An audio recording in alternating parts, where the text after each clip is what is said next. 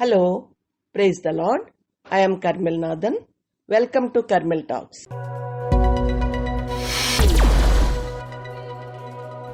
ఇదనం మనం హన్నా గురించి ధ్యానిద్దాం. హన్నా చాలా చక్కని క్యారెక్టర్స్ కలిగినటువంటి స్త్రీ.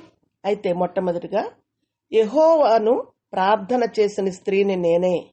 1 సమూయేలు 1:26 యెహోవాను ప్రార్థన చేసిన స్త్రీని నేనే అని మరి ఏలియాకి తన ఆన్సర్ చెప్పిందనమాట.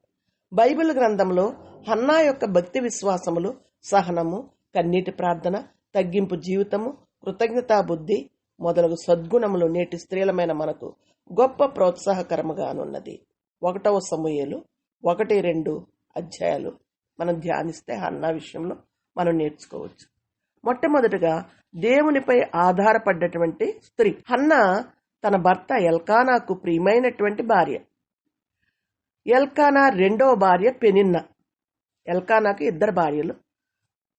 మొదటిది హన్నా, రెండవ భార్య పెనిన్నా. ఈమెకు మరి పెనిన్నాకు పిల్లల కలరు గాని హన్నాకు లేరు. అయినను ఎల్కానా హన్నాను బహుగా ప్రేమించెను. ఏటేటా యెహోవాకు బలి అర్పించినప్పుడు కూడా హన్నాకు 2 పాళ్ళు ఎక్కువ ఇచ్చుచూ వచ్చాను. కానీ యెహోవా హన్నాకు సంతానము లేకుండా చేశాను.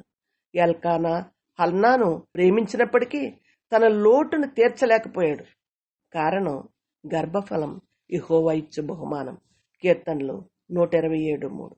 హన్నా దైవభక్తి గల స్త్రీ గనుక మనుషులను నమ్ముకున్నట కంటే యెహోవాను ఆశ్రయించుట మేలని తలంచి ప్రభువు తప్ప ఎవరూ తన కోరికను తీర్చలేరని గ్రహించి కీర్తనల 127:3 ప్రకారం ప్రభు పాద సన్నిధిలో తనకున్న లోటును, తన వేదనను కన్నీటితో కుమ్మరించుకున్నది.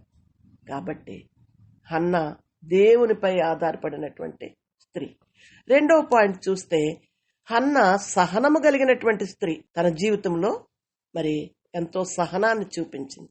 జీవితంలో మనుషుల ప్రేమ ఎంతైనా పొందవచ్చును, లోకము చేత గొప్ప మెప్పు, కీర్తి పొందవచ్చును. గాని అన్నిటికన్నా మిన్నయైన యేసుప్రభు యొక్క ప్రేమ, కృప, కనికరములు లేనిచో ఎన్ని ఉన్నా అంతా వ్యర్థమని గ్రహించాలి.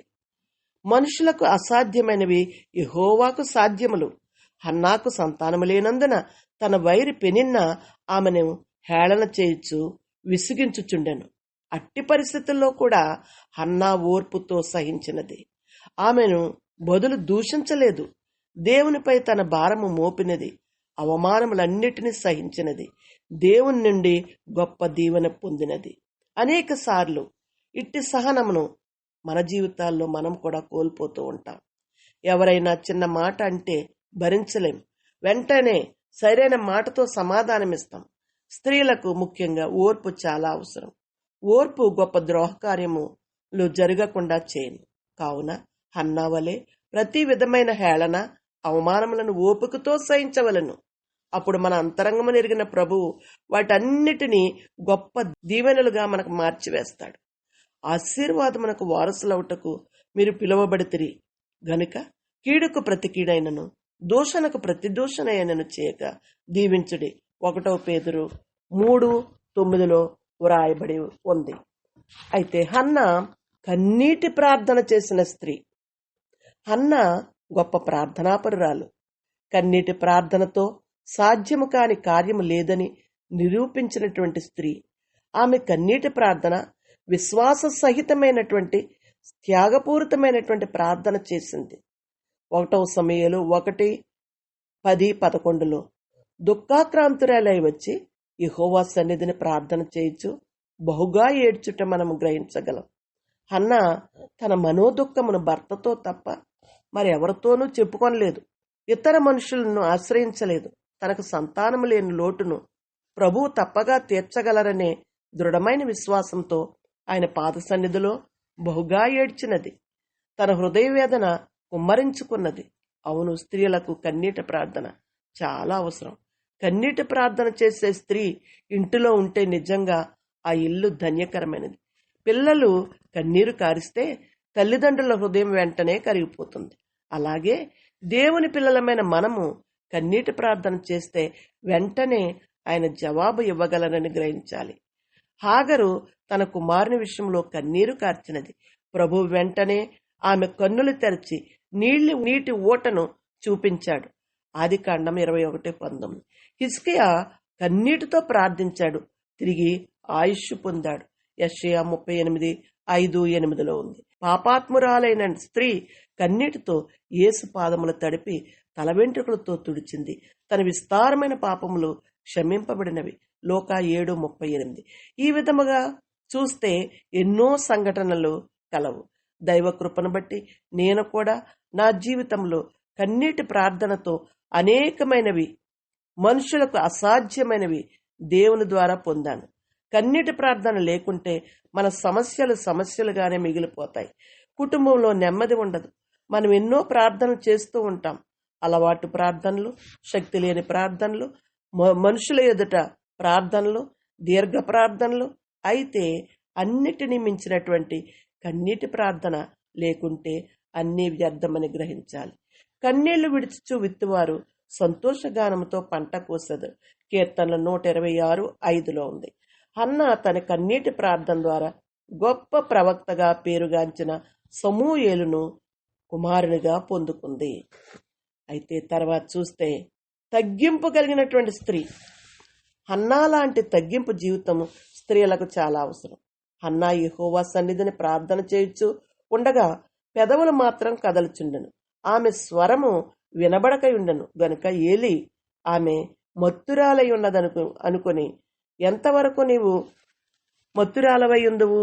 ద్రాక్షారసము నీ యొద్ద నుండి తీసివేయము అని చెప్పినప్పుడు హన్నా, అది కాదు నా ఏలినవాడా, నేను ద్రాక్షారసమునైనను మద్యమునైనను పానము చేయలేదు, గాని నా ఆత్మను యెహోవా సన్నిధిని కుమ్మరించుకొనుచున్నాను అని చెప్పింది.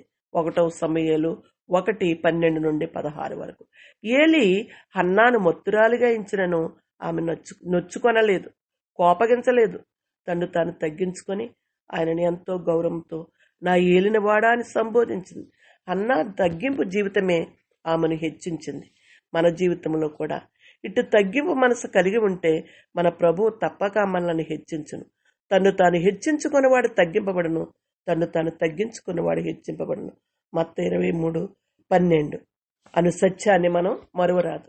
తగ్గింపు జీవితము లేనిచో కుటుంబంలో, సంఘములో, సమాజంలో అనేక వివాదములు, తర్కములు, కలహములు, జగడములు పుట్టును. లోకరక్షకుడు, రాజాదిరాజు, ఘనుడైనటువంటి యేసుప్రభు వారే శిష్యుల పాదములు కడిగారు. ఇక మనమెంతటి వారము?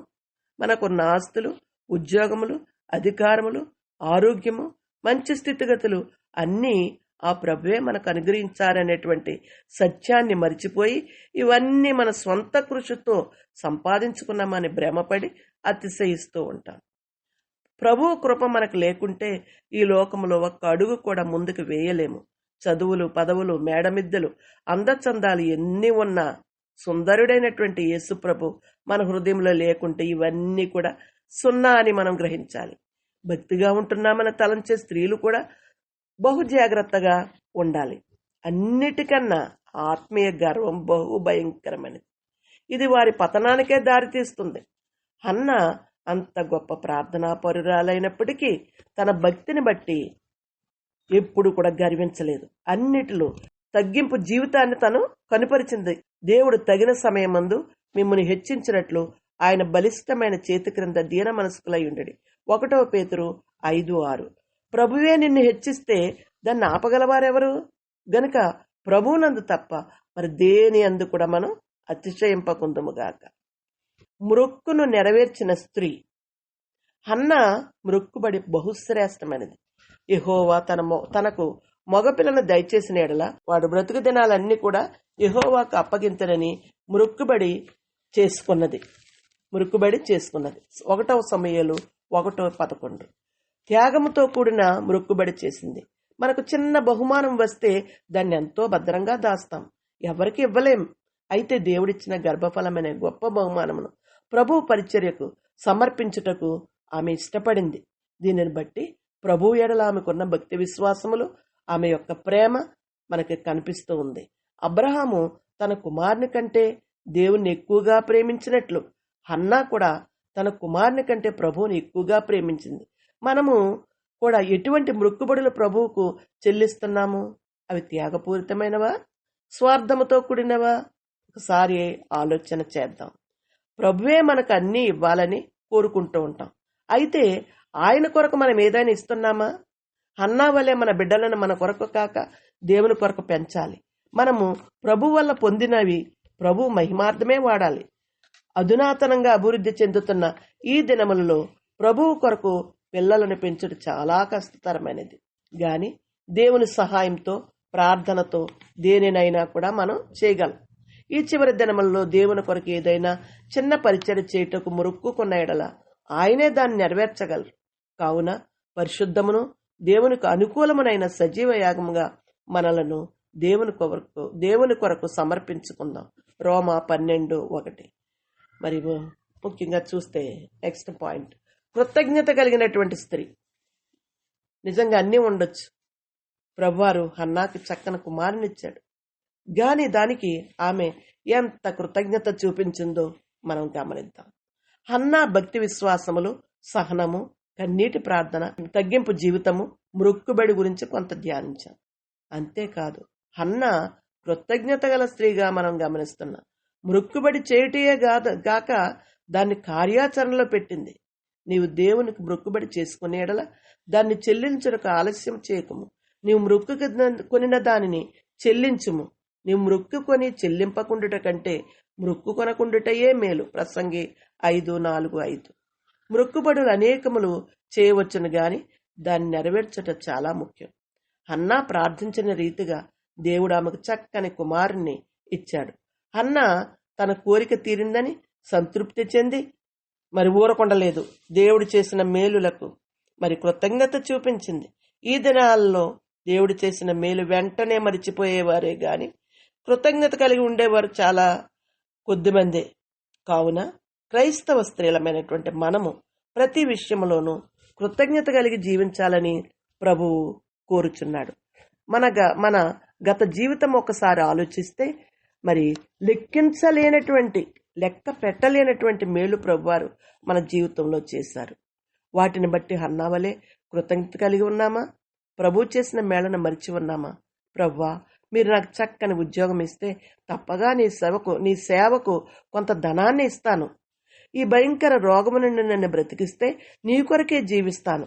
నా కుమారుని ఈ ఆపద నుండి తప్పిస్తే నీ కొరకే వాడిని అర్పిస్తాను. నా ఇంటిలో అన్ని సమృద్ధిగా దయచేస్తే ఇతరులకు, పేదవారికి సహాయం చేస్తాను. నన్ను ఒక అధికారిగా చేస్తే అనేకులకు సహాయం చేస్తూ నిన్ను నాలో చూపిస్తాను అని ఎన్నో వాగ్దానాలు చేస్తూ ఉంటాం. అయితే అన్నీ పొందాక మనం చేసిన మ్రొక్కుబడులు అన్నీ మరిచిపోయి కృతజ్ఞత లేని వారంగా జీవించి అనేక కష్టాలు, నష్టాలకు గురవుతూ శాంతి లేని వారిగా ఉంటాం. అన్న దైవశక్తిని గ్రహించినటువంటి స్త్రీ గనుక తన కుమారుని దేవుని కొరకు పెంచుటకు ఇష్టపడింది. మనం ఎక్కువగా ఈ లోక సంబంధంగానే పిల్లల అభివృద్ధిని కాంక్షిస్తూ ఉంటాం. దేవుని మార్గములలో వారి అభివృద్ధిని మనం ఆశించట్లేదు.